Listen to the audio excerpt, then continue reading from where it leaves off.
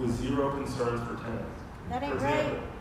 Star Wars Capital CEO posted on an earnings call this February that, quote, tenants are capable and willing to pay rent increases, and called inflation, quote, an extraordinary gift that keeps on giving. That ain't right.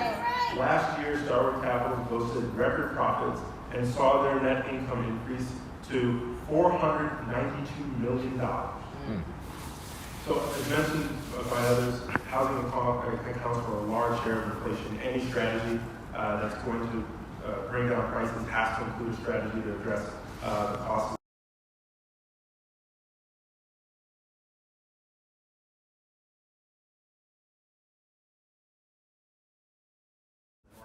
Affordability is out of reach, particularly for the lowest income renters, and we should be pursuing policies to encourage expansion of housing across the country. And so I'll hand it back to Ross on that. Thank you so much, Mike. Over to Judy from Tennessee to describe our policy prescriptions, both for Congress and for the President. Thank you for coming. My name is Judy Schwartz-Neighbor, and I'm a leader with Tennessee for Safe Homes and the Homes Guarantee campaign. When my daughter was 18, we got evicted. I was working for an HIV service agency as a case manager, and my job didn't pay enough to cover rent and living expenses. Some years later, I got a job at Walgreens in Columbia, Tennessee. My apartment cost me $250 per week. The landlord allowed me to use only one lamp. My sink broke and I had to wash dishes in the bathtub. That ain't right. So I got the hell out of there.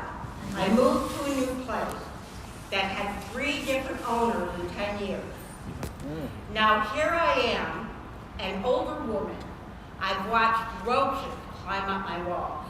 That ain't right. This situation does not afford me a great deal of dignity. I am concerned about my dignity. I get $880 a month in Social Security now. Sometimes I work part-time when I can get hours, but it's not something to count on. My rent is $800 per month. That means my rent is 91% of my monthly income. That ain't right.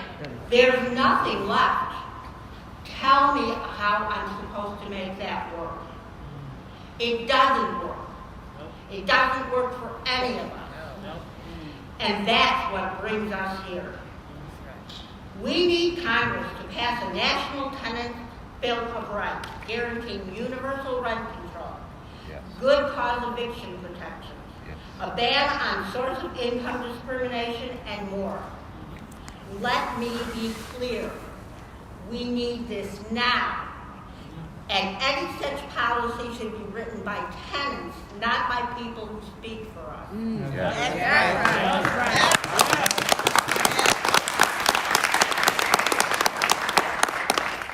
Let me also be clear that while we want to win a National Tenants Bill of Rights from Congress, we are not here for a message bill. Assuming we can't pass the policy we need through Congress today, we've spent this year laser focused on what the federal government can do through executive and agency-level action. We have recently drafted an executive order for the President to sign.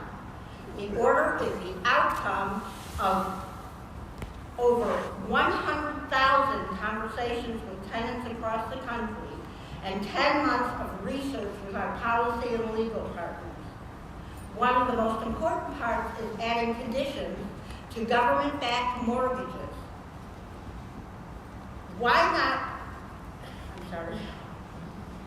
And federal housing subsidies. That's the people's money. That's right. That's right. Why not require that if a private business is collecting that public money, they've got to do right by the people? That's right. The order would direct agencies like the Federal Housing Finance Agency to regulate rents by limiting rent increases in federally financed properties. That regulation alone applied to all Fannie Mae and Freddie Mac properties with stable rents in over 12 million units nationwide. Our executive order has been endorsed by 247 labor unions, tenant organizations, and community groups, outlining what we want the president to do about rent. Thank you.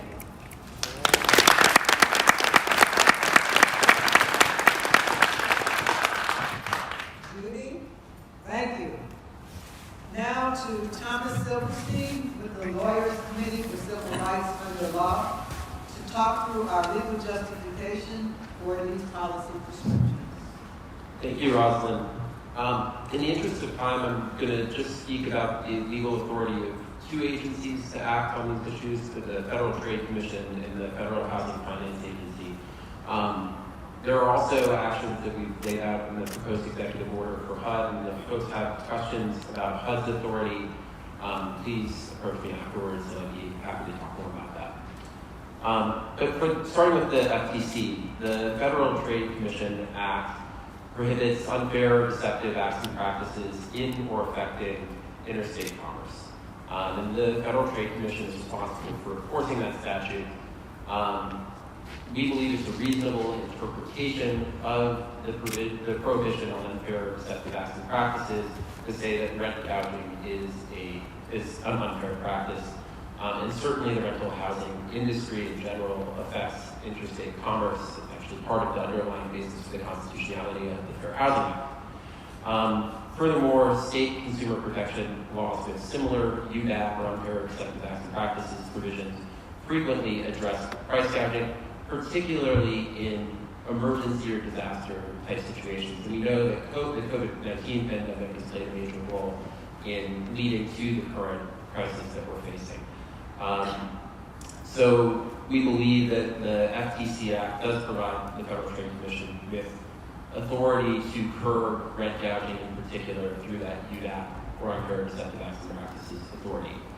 For the Federal Housing Finance Agency, there are two sources of authority that the order relies upon. First, under FHFA's duty to serve, FHFA has actually already acted to impose some tenant protections in the manufactured home context. There's what's called the pad lease protection for manufactured home communities that receive government-backed mortgages through Fannie Mae and Freddie Mac.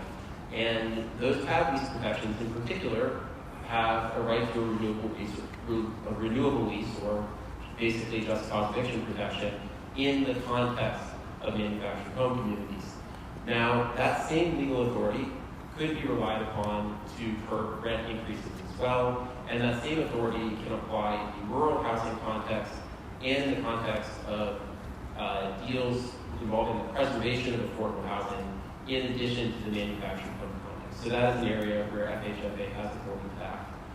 The last area of FHFA's authority that I'll briefly address is in its role as the conservator for Fannie Mae and Freddie Mac. So there, although not necessarily with the same sort of longevity that you would achieve through a regulation under duty to serve, FHFA has pretty broad discretion to direct Fannie Mae and Freddie Mac to negotiate different terms in loan agreements with its borrowers. And we believe that under that power as a conservator, FHFA can direct Fannie Mae and Freddie Mac to insist upon loan terms that prohibit excessive rent increases. And I'll close by saying that although I'm not going to get into the details of HUD's authority, the Fair Housing Act and HUD's duty to affirmatively further fair housing are a core part of HUD's authority in this area, and that is harkening back to what Valeria said, that because this is clearly one of the racial justice issues of our time. Thank you.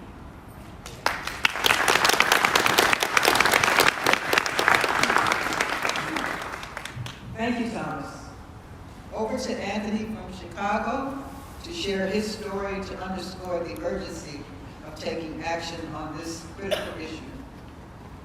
Good morning. My name is Anthony J. Perkins. I'm a tenant in Chicago, Illinois, and a proud member of One Northside and the Homes Guarantee Campaign.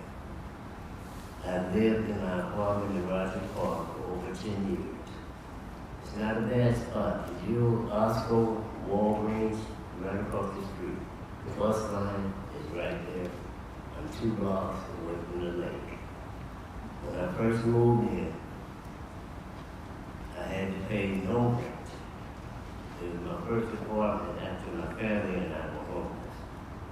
Before that, we slept in shelters, bus stations, train stations, hospital waiting rooms. Then the management changed. They told me to pay rent or move. I was on disability, but I could afford $300 in rent.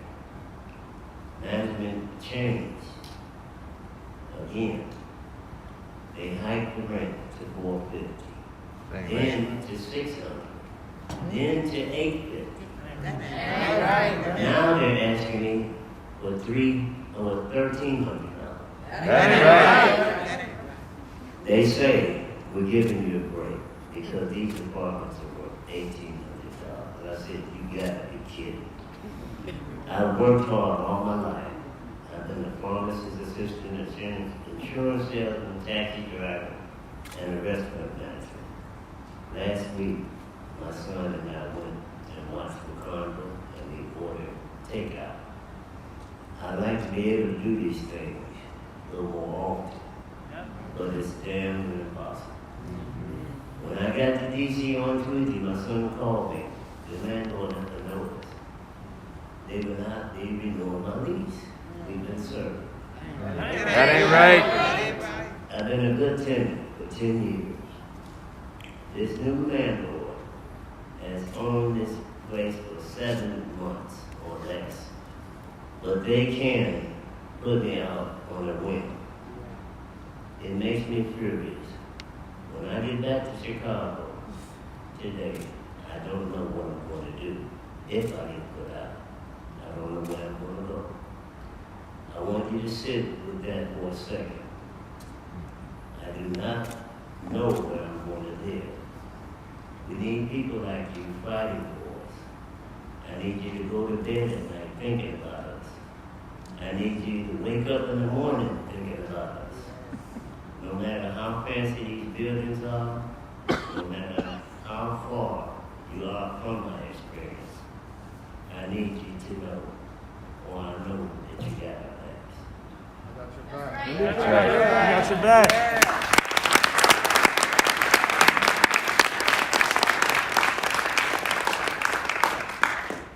Thank you, Anthony. Now we will open for member remarks. First, 2 leaders from Massachusetts will thank Senator Warren for hosting before we hear her recorded remarks. Nancy, Cleopatra.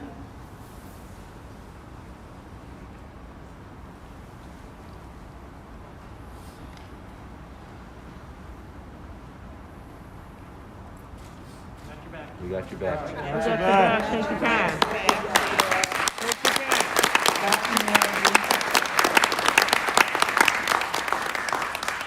My name is Nancy Lopez.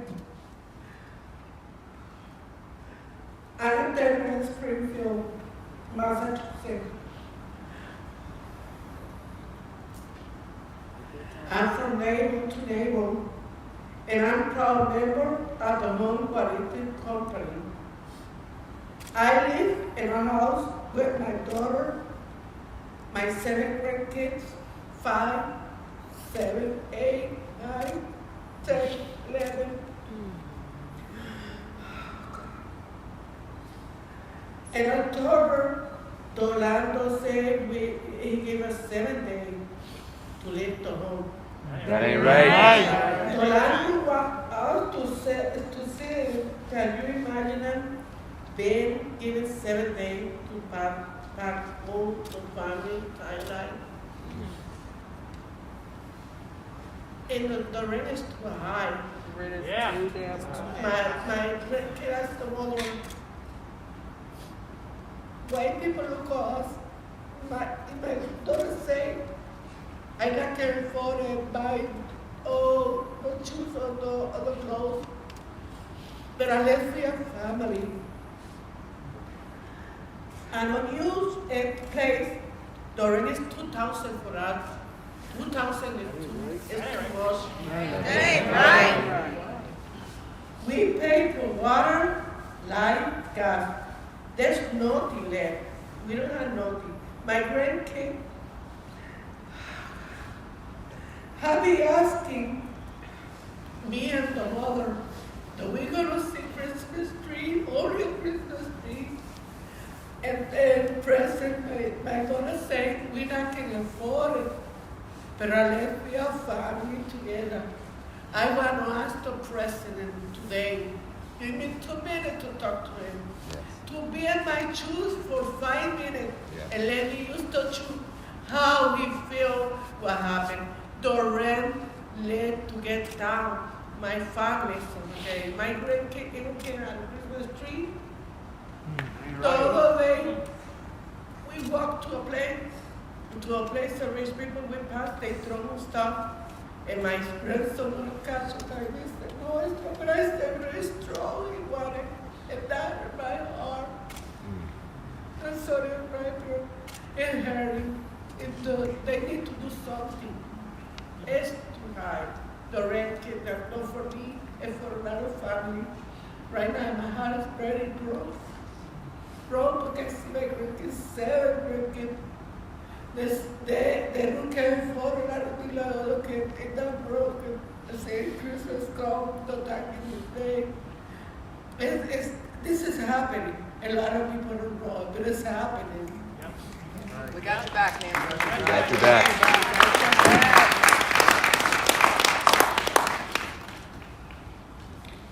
Hello, everyone. Thank you. My name is Cleopatra, Pledger-Lecky. I'm also a leader with Neighbor to Neighbor out of Massachusetts. I'm here fighting for 3 different generations.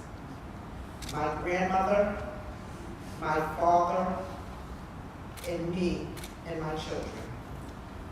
The rent is too damn high for all of us. I'm still struggling to keep my housing. I'm tired of it. I can't take time off work without having to worry about whether or not I can pay the rent. When I fractured my back, I couldn't even stay in the hospital so that I could heal. That ain't right.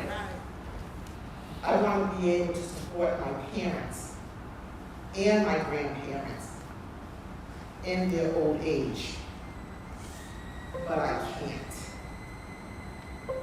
That ain't right. That ain't right. I'm counting on the people that I voted for to fight with me and for me.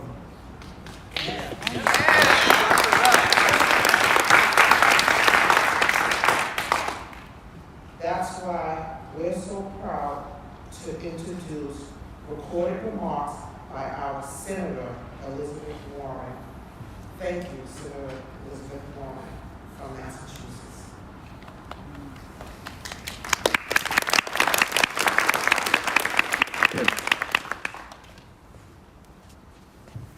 Hello, everyone. To the tenant leaders, the coalition of organizations fighting for affordable rents, and to the staff members who have come to learn from tenants and from experts on how to address the housing crisis, I am so glad to have the chance to host you here today. As you're going to hear from tenant leaders, rent is simply too damn high. Since 2020, the cost of rent has increased by 20% nationally. We know that this is too big a burden on working families across this country. And we know that in the long term, we need to build more housing. And that's housing for everyone. For folks old and young, for families and single people, and for folks who need accessible housing. Decades of underinvestment have left our country facing a shortage of nearly 7 million affordable homes. I'm going to keep on fighting for legislation like my American Homes and Economic Mobility Act in order to try to bring long overdue investments to our nation's housing supply. We also need to recognize that any investments made now are going to take years before actually bringing housing costs down for American families. But people are struggling right now to make rent, which requires a more immediate response to make sure that housing doesn't get pushed even further out of reach. So I look forward to hearing from the tenant leaders today and from housing experts about the tools and the policies that you've identified to try to bring down costs now for families. I want to thank you all for being here. I'm so glad to have partners and advocates like you in this fight. Thank you.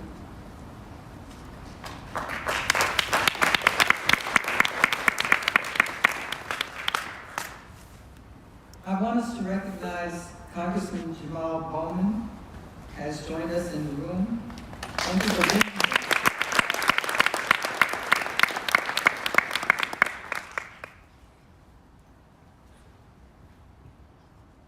And now I'd like to pass it to Congresswoman Cori Bush. Congresswoman Cori Bush.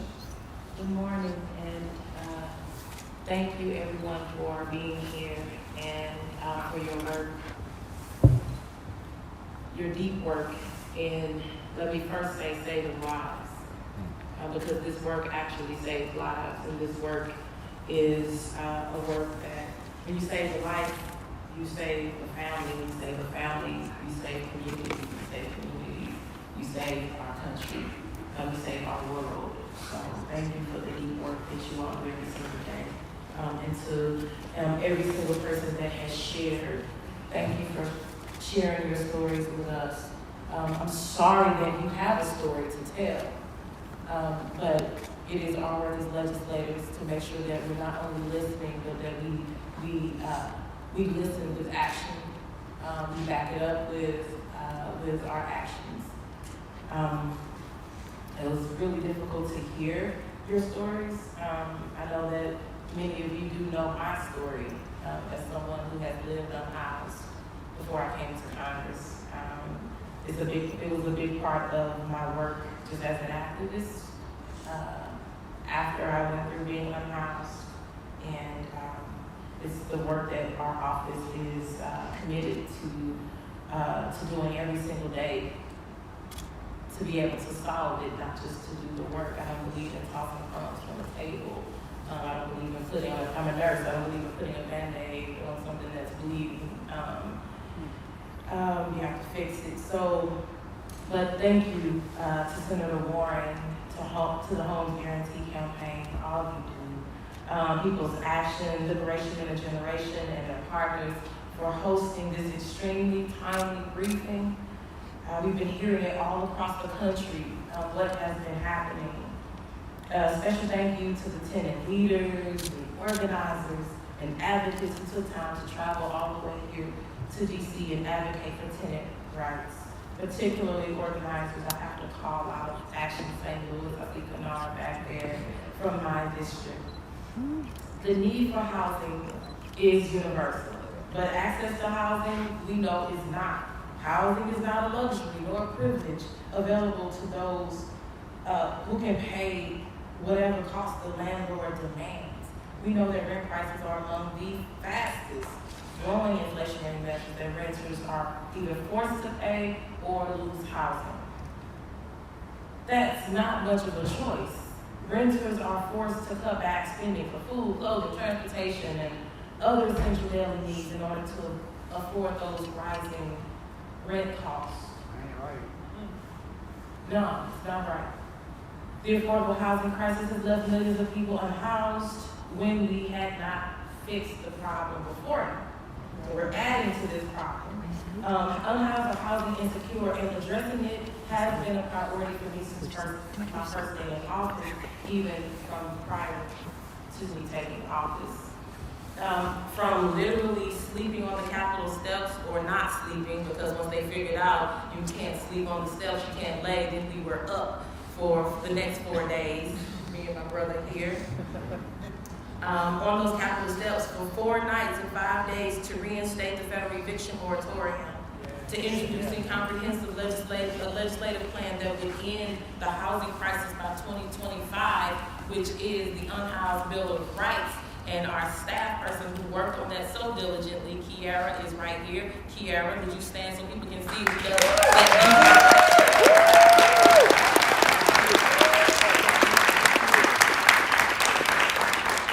We remain dedicated to ensuring that every single person and every family is guaranteed a roof over their head and safe shelter.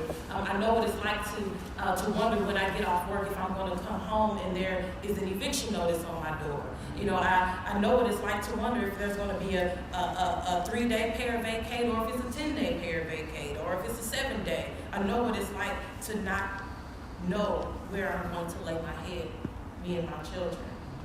The legislative solutions, they are clear. The emergency provisions that kept people housed during the pandemic, they don't have to be temporary, nor be a relic of the past. We can enforce a permanent eviction moratorium at any time. We can implement indefinite rental assistance programs. And we know that we just need folks that are willing to make this a priority in these seats. That's right. Thousands of our constituents in St. Louis were able to stay in their homes during the pandemic because of these people-centered policies. And I know we saved countless lives. We're talking about students who are able to stay in school, because when we think about students who are housing insecure, what that does to their learning and what that does to their person, we were able to save lives. We can also address the housing crisis by tackling food insecurity through universal school meals, which we were trying to work on with the Build Back Better Act, so we fought for it, we didn't give up. Expanded access to SNAP and TANF benefits, providing stimulus checks and child tax credits. We must expand our political imagination and push to reinstate economically just policies, especially those that were broadly bipartisan, because there were some, because they kept families housed. The power of large institutional investors needs to be significantly challenged and reined in, including actors like Airbnb that are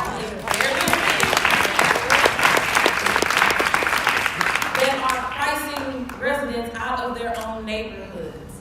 Corporate profits have never been higher, while the rates of homelessness continue to rise. It's time to challenge the notion that housing is a private commodity that can be sold to the highest bidder. The historic investments in affordable housing proposed through President Biden's Build Back Better agenda are tangible and they are practical. Practical measures to drastically increase the affordable housing stock.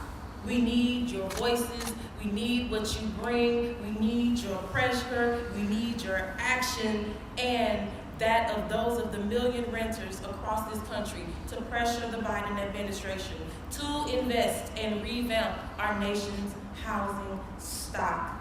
When I think about moving out of a home and only affording a bag of trash bags to be able to throw all of my belongings in, when I think about sleeping in the car with my 2 babies and wondering how I would go to the bathroom, wondering how I would mix the formula, wondering if my baby would wake up, if I would wake up in the morning and my baby was dead.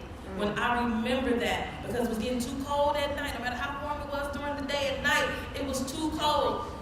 I would sleep and wake up and sleep and wake up knowing I had to go to work. I was going to work and sleeping out of a car, but just praying my babies would be alive. The time to call for this change and transformative housing justice policies is always and has been now. Renters deserve access to safe and affordable homes that allow them to remain stable. It's not enough just to have housing. You need to have stable housing. You need not worry about tomorrow. It's tomorrow and today. Stable housing.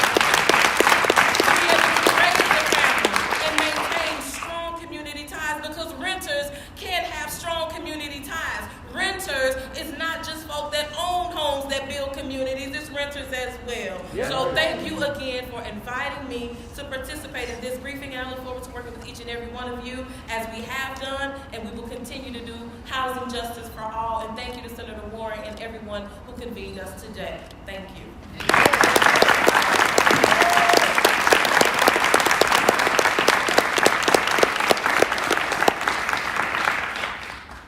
Congresswoman Cori, thank you for everything that you are doing for us. Now I'd like to welcome Congressman Jamaal Bowman. Thank you so much. Just one point of clarification. Cori was out there on the steps for 4 nights. I was there about half of one night. So I appreciate shout out. You was there in spirit. I was there in spirit, for sure. Thank you so much for having me. Thank you for allowing me to say a few words. I want to start by recognizing and giving a huge shout out to the Homes Guarantee Campaign, People's Action, Groundwork Collaborative, Liberation and Generation, National Housing Law Project, Americans for Financial Reform, Action Center for Race and the Economy, and everyone who has been doing this work on the ground, not just over the last couple of years, but I know many of you have been doing this work for your entire lives. We are the wealthiest nation on earth. If we can afford war, we should be able to afford housing for everyone. We have spent trillions of dollars just in my lifetime alone on killing poor, mostly black and brown people all over this earth. But we cannot house black and brown people in our own country. Right. If we could spend hundreds of billions of dollars on prison, we should be able to provide affordable, dignified, clean, respectable housing to everyone. Every single day on Wall Street, trillions of dollars are traded amongst billionaires, people with net worth of hundreds of billions of dollars, people who spend their time building rocket ships to take vacations out of space. But we cannot provide housing to everyone in our country. This is not an issue of resources and money. This is an issue of will. This is an issue of humanity. This is an issue of morality. This is an issue of care. And our democracy will never work if it continues to be rooted in profit over people. It will never work. Our Constitution is a failed document if we are not providing for the general welfare of all people, which it says in the preamble of the Constitution. Right. But we are not doing that because we have allowed the corporate lobby and corporate interests and corporate landlords to own housing as a commodity. Housing is health care, and housing is a human right. That's right. I had the good fortune of living in public housing up until the age of about 7 or 8. And then when my grandmother passed away, I moved into a rent-stabilized apartment in a working-class community that gave me a sense of security, a sense of safety, a sense of stability, a sense of mental health, and a sense of community in my neighborhood. And I was able to go to decent schools and grow and evolve and develop as a person and get to know myself in a particular way. And it was because of that stable housing that allowed me to ultimately go to college and then work as a teacher and then ultimately run for Congress and sit here as the first African American representative of my district in U.S. history. Because as a child, I was able to have stable housing. But even with that, if I can go back to my early years as a teacher when I didn't know how to manage money at all because they often don't teach us that in public education, I got behind in bills. I got behind in rent. And I did come home to eviction notices multiple times. But I was lucky. I had family who would take me in. I had friends who would take me in. But how many people do not have anyone to take them in?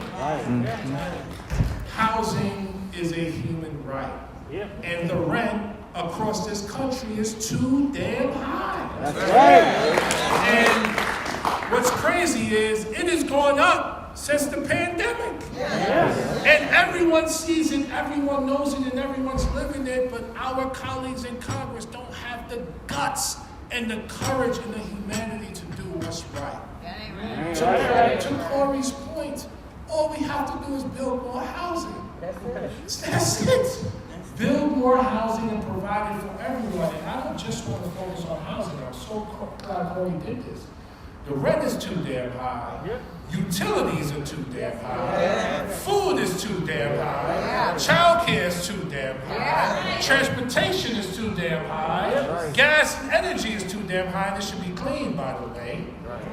And this is why we have the majority of Americans who continue to struggle every day. So your work, your organizing, your passion, your love is exactly what we need in this moment. You stopped the red wave from happening at the polls, but now we have to continue to organize and fight to make housing a human right for every single person in this country. And because we have such a global footprint, let us house everyone all over the world.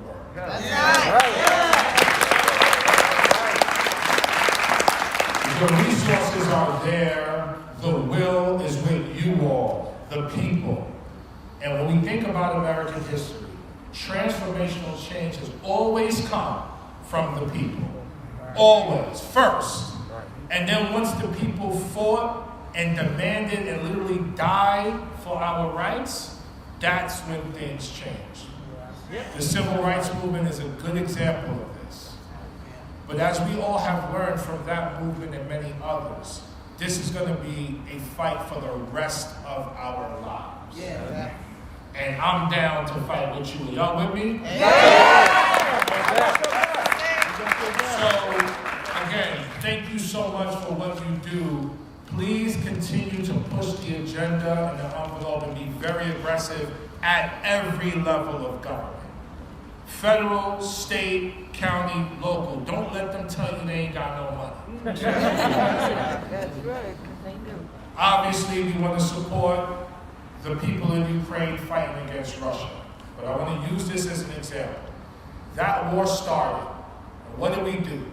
We manifested tens of billions of dollars out of thin air to provide the support.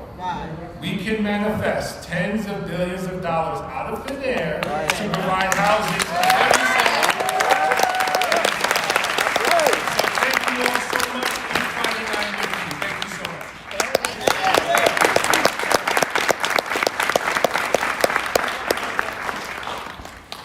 Congresswoman Cori Bush, Congressman Jamaal Bowman, you are our champions, and we thank you so much. Thank you.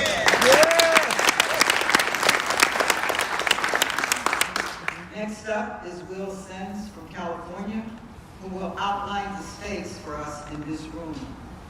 Like the rent, the stakes are high. My name is Will, and I am the leader with Power LA and Homes Guarantee Campaign. I am 45 and I live in Los Angeles. When I first moved to Los Angeles, I lived in an office space. It was part of a radio station. That was my life for 3 years. I was on the streets and homeless during the pandemic. At the same time, I lost my job working in the kitchen in a hotel. It doesn't take much to lose it all. I found Echo Park, a community of organized and unhoused people that came together to help each other out. The park became a home for many of us.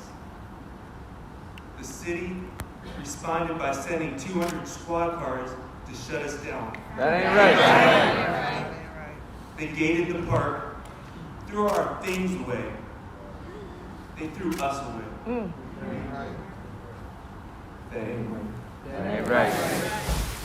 In an effort to utilize the COVID relief money, the city of Los Angeles started Project Rookie, which selected people that had been displaced by the city to be housed in hotels.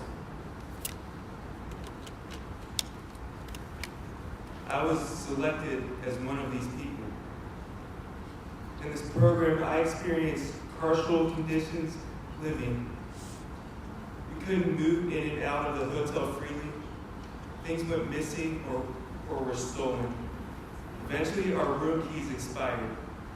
There was no system to get folks into actual homes and off the streets.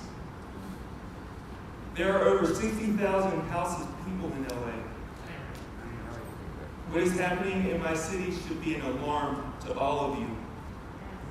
Allowing landlords to run wild, to financialize the housing market, that's what created this nightmare. As a country, we are manufacturing homelessness. LA's case is extreme right now, but you've heard testimony from my comrades across the country, everywhere from Indiana to Tennessee.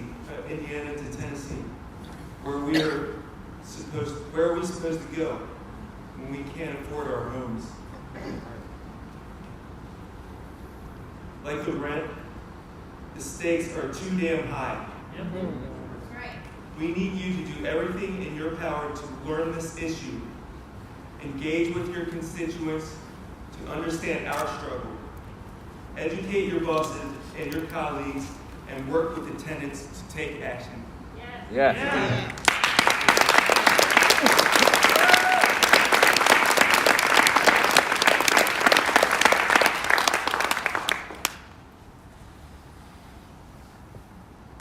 Thank you so much, Will, and all the tenants and policy partners who spoke today.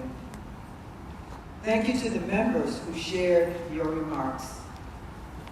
Thank you especially to our honorable hosts, Senator Elizabeth Warren, Representative Emmanuel Cleaver, Representative Cori Bush, Representative Jamaal Bowman, and Representative Chuy Garcia. The rent is too damn high. Rents are a major driver of core inflation, and unchecked rent inflation poses a long-term threat to our nation's economic stability. The rent is too damn high.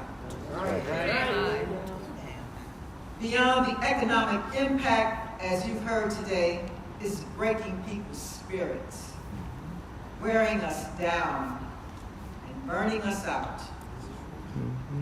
But this is not the last time you'll hear from us. We will follow up by email with the materials from this briefing. We will also be circulating a letter and our vision for the better world we all deserve. Thank you again. Thanks.